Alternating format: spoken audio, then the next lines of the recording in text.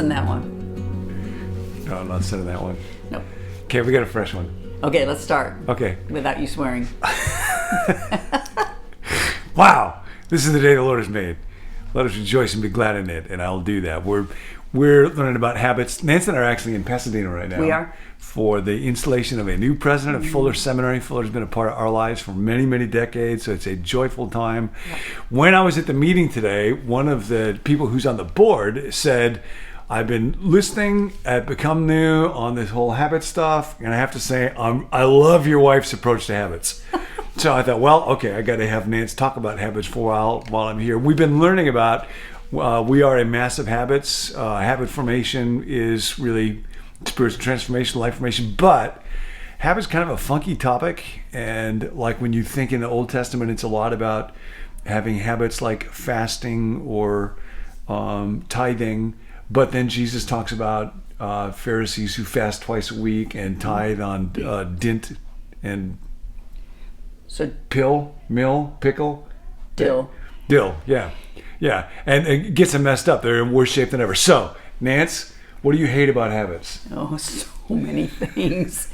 I'll just talk and then you can interject. Yeah, you're just going to undo everything I've been doing for the last couple of weeks. I mean, the first thing I think is language is so important. Mm-hmm. And for some of us, maybe not all of us, but for some of us, the word habit conjectures being a soldier for God. And I'm not interested in being a soldier for God. I'm interested in being his child, his daughter. And so I love the words practices, or what am I trying to cultivate in my life? With habits, it feels harsh and arbitrary. And for some reason, that word, at least for me, my attention gets on that word and it all becomes about the habit, not the goal of the habit. So I just think language is really important. And for many of us, what am I trying to cultivate? What practices am I engaged in? Works much better for certain kinds of people than some of the harsher words that you use.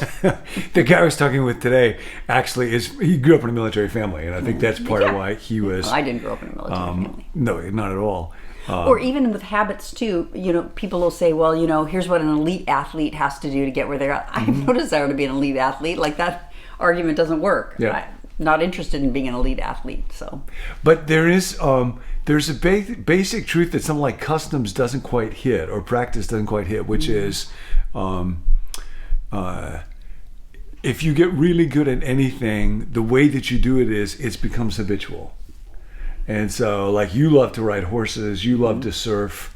To get good at riding horses or to get good at surfing means it gets into your body. What used to be hard, laborious, effortful becomes increasingly less effortful, takes up less of your brain because it is embodied at the habit level. So that's where I don't know how to get rid of that word. Yeah, well, I know how to get rid of it. Don't use it. That's not hard. Yeah, okay. And I mean, I think I'm a really good horse rider. Yes. I'm not a very good surfer. Yeah. And I still enjoy it as much as if I was really good at it. Yep. So I love the word embodiment, but habitual just feels routine in a way that I think for maybe people that arbitrary. are routine and arbitrary. Yeah. And I think it works for some people. I think the other part that I wrote down just as I was thinking really quick is the scope of habits or disciplines. Often there's a small group of them and they're always the same and they always get presented as the heart of it. So it's your daily quiet time every morning, do the same thing the same way, the same time, journal, read your Bible, pray.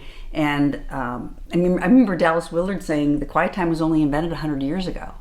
But how it got elevated to be the end all and be all, I think lacks the scope of, if all of life is spiritual formation, then there are so many more practices and cultivations I'm doing in my life that count, that I feel like when we talk about it in this really narrow way, leaves out most of what's life-giving to me. Yeah.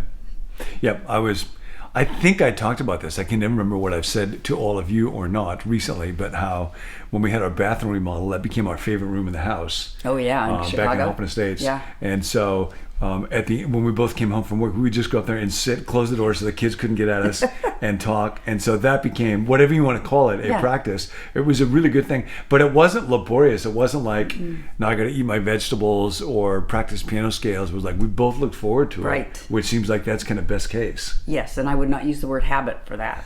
I would say we had a practice of that. Yeah. Because we wouldn't always do it. No, that's true. No, yeah, it wasn't. It also was not, it wasn't mechanical. Right. That's another word that I think habit conjures up for me anyway. Is mechanical. Yeah. I remember Sybil Towner once said, I never do the same thing every day except brush my teeth. And I really resonate with that. Like the idea of something that I do the same way every day takes the life out of me. For other people, it builds life into you, and that's great. But it's hard for me to gravitate that direction. The idea of having a routine that you have to follow through. No. Yeah. Okay, just a few. When I was in seminary, one of the things that a lot of the guys would say at seminary that took, I think, practices, disciplines, whatever the word you want to use is, and put it in the superstitious category, was so often I hear this, I had a really rough day today. Oh my gosh, I forgot to have my quiet time. And I just remember thinking, this is crazy that you get to the end of your day and you evaluate the quality of it based on whether or not you did that habit in the morning. Yeah. That just feels a little nutty to me. No, and it does feel superstitious or magical. Yeah. In the sense that there's not a direct connection between the activity and what the outcome of it is. Yeah. And then I think just for me, revisiting every 3 to 6 months what practices I'm doing and change them up. To say, okay, I've done these for a while and now I want to try something different. That's very life-giving to me. Yeah. Yeah. Yeah. So thinking about those things as a means to an end and asking, what kind of person am I becoming, and is that helping me or not helping me? Yes. Yeah. Yes. So John is going to stop using the word habit for the rest of his life. Except that he's not, because there's no way to get around it. But this has been really I've gotten helpful. around it. I don't use it. This has been, but you still cultivate habits. You just don't use the H word. When you are teaching this stuff, you got to figure there's people like me listening to you. There's people like you. And how do we put this in a framework where everybody has access to it and everybody has a magnetic draw to, I want to be that kind of person. That's the first thing. So therefore, these are the things I'm going to cultivate in my life. I think about that line that Dallas wrote in his book, Spirit of the Disciplines. Spirituality, wrongly understood or pursued, is a major source of human misery and rebellion against God. Yeah. And habit is one of those words that can easily lend itself to be wrongly understood or pursued and make people miserable and think, I don't want God. So I will keep working on it. You all keep working on that. Yeah. Send in better words. Seriously. Send in other language. Don't just sit there. Don't just consume. Let's have a little participation engagement. All right. And remember, love is habit forming, but it's a lot more too. We cultivate love. Bye.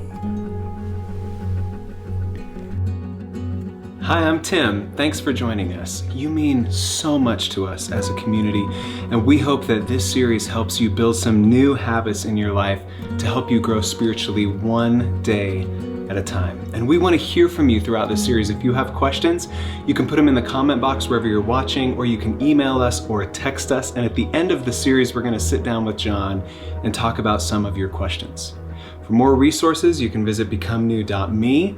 And to spread the word, you can hit subscribe, share this video with a friend, or give us a review on podcasts wherever you're listening. We'll see you next time.